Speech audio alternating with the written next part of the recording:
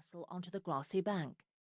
The racking coughs coming from the lad had told Royce he didn't need further assistance. The boy was still breathing.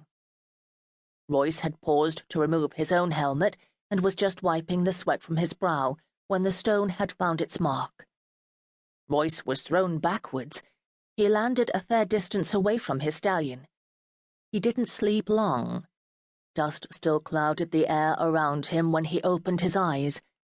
His soldiers were running toward him to offer assistance. He declined their help. He sat up, shook his head in an attempt to rid himself of the pain and fog that confused him. For a minute or two, he couldn't even remember where the hell he was. Blood trickled from a cut high on his forehead, above his right eye.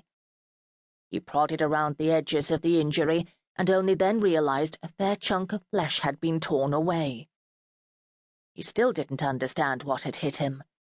From the size of the jagged wound, he knew an arrow couldn't have done the damage. But damn it all, his head seemed to be on fire. Royce pushed his pain aside and concentrated on standing up. Fury came to his aid. By God, he would find the bastard who'd done this to him and give him equal measure. That thought cheered him considerably. His squire stood holding the reins of his mount. Royce swung himself up into the saddle and turned his attention to the top of the wall that surrounded the holding. Had his enemy aimed at him from that spot? The distance was too great for him to see even a glimpse of a threat. He put his helmet back on. Looking around, he saw that in the 10 or 15 minutes that had passed since he'd taken the blow, his soldiers had seemingly forgotten everything he'd taught them. Ingleram, his temporary second-in-command, had the full contingent of men fighting in a unit near the south side of the fortress. Arrows rained down on them from the top of the wall, making advance impossible. Royce was appalled by their ineptness. The soldiers held their shields up above their heads to ward off the arrows, and they were fighting a defensive battle again. They were in the exact position he'd found them in when he'd joined them for this nuisance duty this morning. Royce let out a long sigh, then took command again. He immediately changed tactics to prevent them from losing the ground they'd already secured. He pulled 10 of his most reliable soldiers away from the wall and went with them to the small rise above the holding.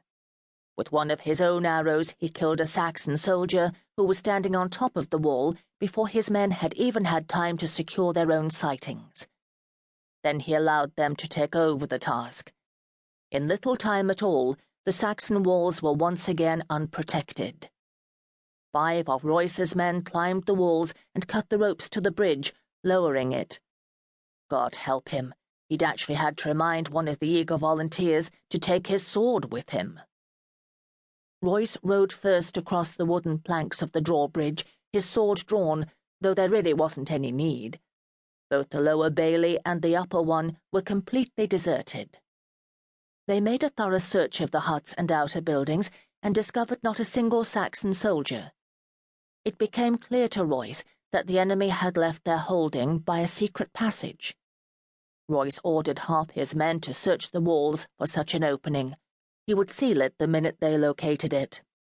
The Normans secured the holding in William's name a few minutes later, when they hoisted the Duke of Normandy's banner, displaying his magnificent colours onto the pole atop the wall.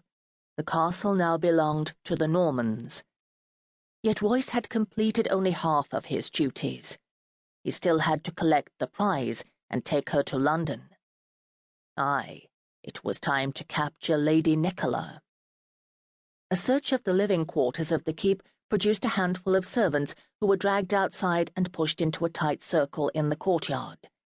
Ingleram, as tall as Royce was, though he lacked the bulk and battle scars, held one Saxon servant by the back of his tunic.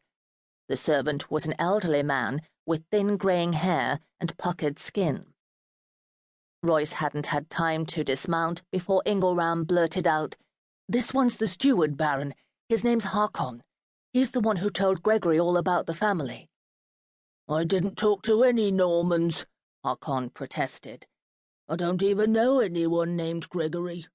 God strike me dead if that..."